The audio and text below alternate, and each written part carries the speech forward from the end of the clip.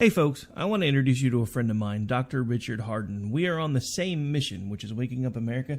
We just have different paths. So stay tuned for some information on how you can keep up with Richard and all his work. Visit Richard's website at raharden.com. That's the World Wide Web at RAHARDIN.com. At his website, you can see a summary of the 6 books he has written, where purchases may be made. He also has a link to 18 videos on YouTube and several blogs about Christian beliefs. If you prefer, visit Amazon.com/Kindle and type in Richard Harden to see and purchase his books. Every day, the men and women of the United States Marine Corps stand ready to defend the American way of life.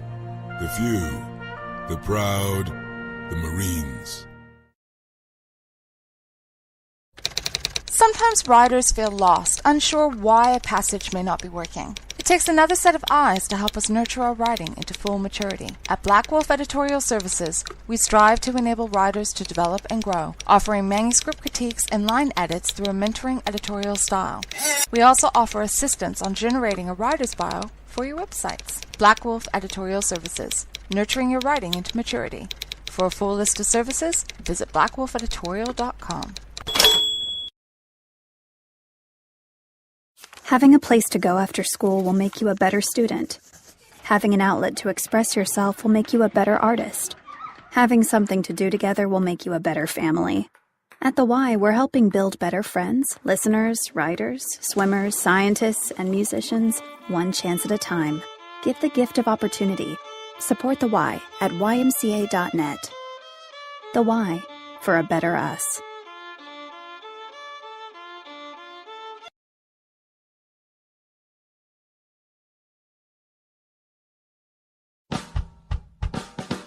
You're listening to the Spark Radio Network, internet radio like you've never heard before. Innovation, creativity, and imagination are all said to begin with a spark. So fasten your seatbelt and take the ride of your life and listen for the spark. You are listening to KLRN Radio, where liberty and reason still reign.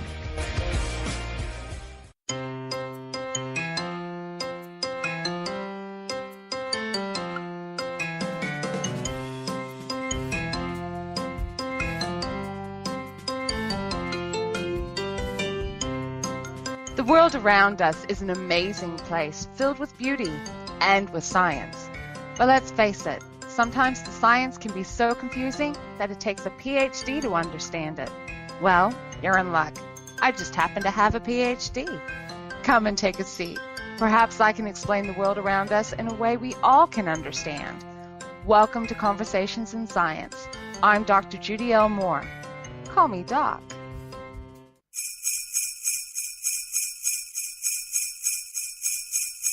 'Twas the night before Christmas. Oh, okay, maybe not. Wrong type of thing. Hi, guys. I am Dr. Judy L. Moore, and I do have a PhD. My PhD is in physics and astronomy. And, of course, that makes me start to think some really bizarre things. We're coming up to a really, really big time. Santa is going to be coming very soon. But I was starting to think the other day, there is a very, very good reason why no one has ever been able to find Santa's workshop. I've come up to this very important conclusion. How did you find all wrong this? Spot. Ow, Doc, come on. Santa's workshop is supposed to be in the North Pole. Yes, ho, ho. Santa's workshop Merry is Christmas. in the North Pole. But nobody's ever found it. Yes, now here's the thing. What would you say, Jess, if I told you that what we all know is the North Pole is really the South Pole? Doc, have you been drinking too much Christmas eggnog? No, I haven't, even though my 15-year-old has asked me that very same question. Here's the thing. The Earth has got a magnetic field that goes around it. And magnetic fields go from what we call the North Pole to the South Pole. They're actually a directional force. But the magnetic field that goes around the Earth actually goes from the South Pole to the North Pole. Now, here's another Wait thing. a minute. It goes from the South Pole to the North Pole? So my compass is pointing south when it says it's pointing north? I'm just getting to that. Okay. A compass, the way a compass works is it has a little tiny bar magnet inside of it, where one side has got magnetized north and the other side is magnetized south. Now, if you were to hold two North Pole magnets together, they will repel. I think we've all done that. Repel. I think we've all played with magnets like that. I know I have. Yeah, exactly. Yeah. So a South Pole and a North Pole will attract one another, but the North Pole and a North Pole will repel. Okay? That so makes opposites sense. attract. That makes sense, Doc. Okay. So our compass, the North Pole on our compass, is pointing towards geographical north. If that was the case, well, wouldn't logic dictate that it's being attracted towards the South Pole? What if the compass magnet was actually the south end of the magnet, Doc? Well, that's the thing. This is what it comes down to. It's actually a naming convention partly as well. Okay. We all know the sun rises in the east. Yes? Yeah, it comes in and blinds me every morning, Doc. Well, the term east comes from a Germanic term that means dawn. And west comes from a word that means evening. Makes sense. Rises in the east, sets in the west. Now, they went through and defined the word south because south comes from a word that means sun. So, considering most of our society originates from cultures that are in the northern hemisphere, if you're in the northern hemisphere, the sun travels in the south. So that is the domain of the sun, hence the term south. And the word north comes from a word that means behind the rising sun. What's this have to do with Santa Claus and his workshop, Doc? What it has to do with Santa's and his workshop is because we define the North Pole of a magnet as the section of the magnet that points towards behind the rising sun. Okay. Okay? So, we have always called the North Pole the North Pole. And we always say that Santa's workshop's in the North Pole, but you know what? It's not a North Pole at all. It's a South Pole. There's some other things going on as well. If that is the South Pole, then the North Pole is really Antarctica. I'm sorry, Santa's workshop, it's in Antarctica. But there's some other reasons and other explanations as to why I think it's in Antarctica, not the Arctic Circle. Okay, wait a minute, Doc. You mean... Ho, ho, ho! Merry Christmas! Is actually in the that dude. South Pole. He's in Antarctica. He's not in the Arctic Circle at all. What's he doing in Antarctica? Everybody's been looking for him at the other end of the Earth. How did he move to Antarctica all of a sudden, That's Doc? why no one can find his workshop, because they've been looking in the wrong spot. The North Pole is in Antarctica. There's the first thing. Then you have the next thing. The Arctic Circle, there's no land. Underneath that ice, there's no land. One of the reasons that they keep telling us that no one's been able to find Santa's workshop is because it's underground. How can it be underground when there's no land? Good point there, Doc. Good point there. Gotta give you that one. I was always told when I was a kid it was hidden by magic. Oh, well, see, here's the other thing, okay? You're going to hide it with magical lights. Yeah, the northern lights are pretty cool. Southern lights are better. We get them more often. It's more magical down here. Now, here's the other reasons why I think it's actually in Antarctica. New Zealand is one of the first countries in the world that will see the new day. So we'll get Christmas before you guys do. Okay, Yeah, so Santa has to deliver his presents to New Zealand before the States. True. Significantly before New Zealand. Okay? True. Think about it from a delivery point of view. Aren't you going to want to maximize the amount of time you have at your workshop to maximize your production time before you have to head out the door and deliver all those presents? So aren't you going to want to be as close as possible to your first drop-off point? Probably. I could see that. I mean, UPS uses that kind of stuff all the time. Exactly. So Antarctica is not far away from New Zealand. In fact, Christchurch, New Zealand is considered to be the gateway to Antarctica. The New Zealand Air Force has got a joint base with the U.S. Air Force. No, I thought it was the Navy, Doc. I thought it was the Navy. Is it the Navy? Well, no, I'm pretty sure it was the Air Force because I see those Air Force symbols all the time. Hang on. Oh, dear. She's Googling it now. I've done it now. What have I done? U.S. military, Antarctica.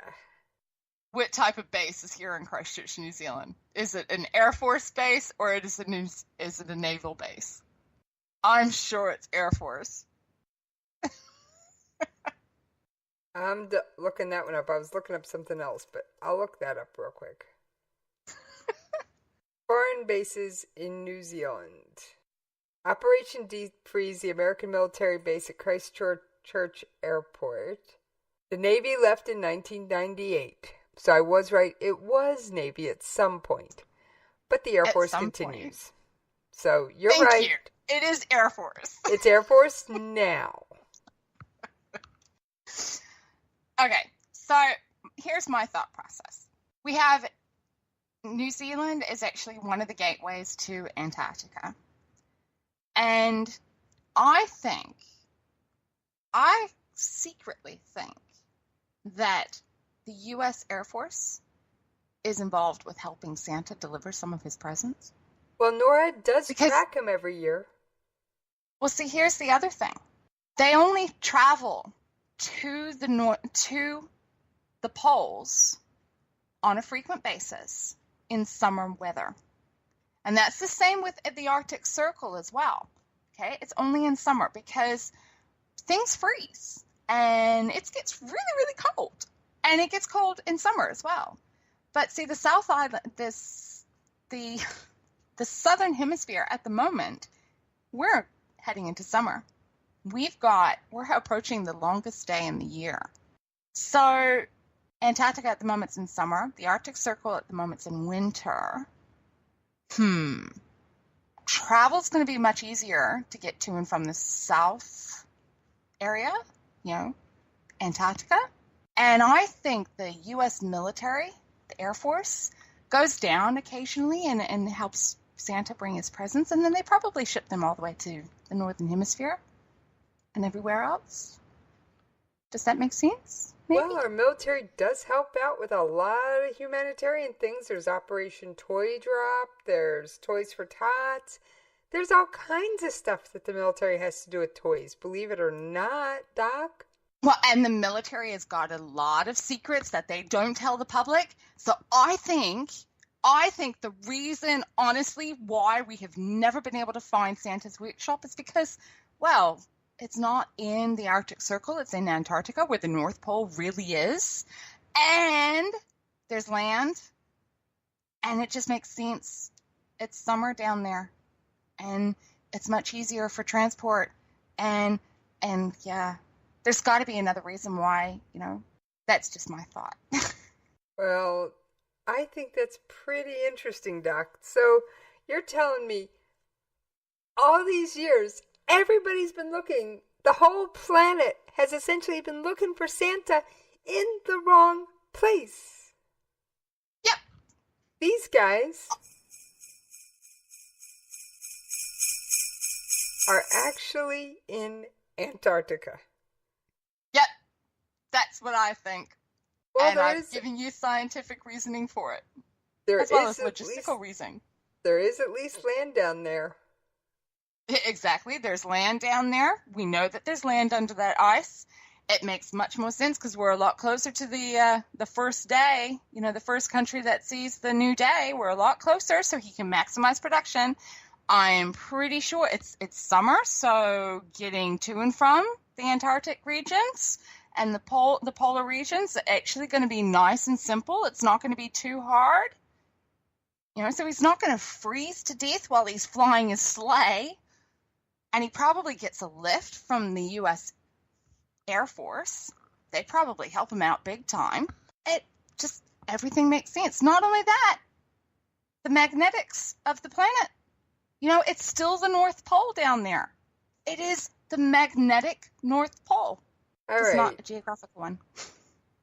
I think you might be getting me there. But I still know thousands of kids that are going to go, Oh, well, they might agree with me, because at least that way they can go through and say with definitive answers to their parents, saying that, the reason why we can't find this workshop is because we're looking in the wrong spot. Well, true. They could. Right. Well, I've had my 2 cents. All right. That's Doc, my thoughts. I bet on 3 we could wish everybody a Merry Christmas. I sure we can. 2. You're going to count? Yep. 1. Okay. 2. 3. Merry Christmas!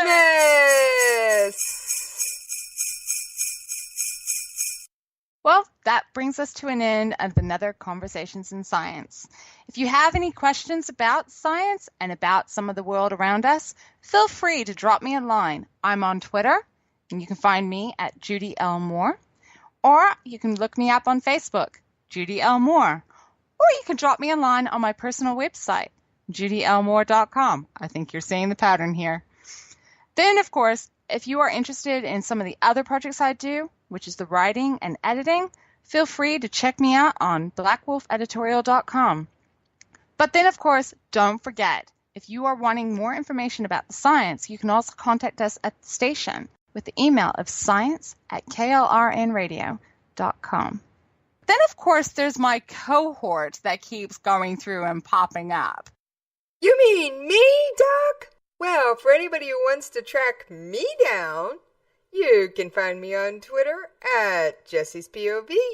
And you can also drop me a line at the station at Jessie's POV at KLRNRadio.com.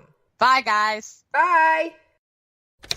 Sometimes writers feel lost, unsure why a passage may not be working. It takes another set of eyes to help us nurture our writing into full maturity. At Black Wolf Editorial Services, we strive to enable writers to develop and grow, offering manuscript critiques and line edits through a mentoring editorial style.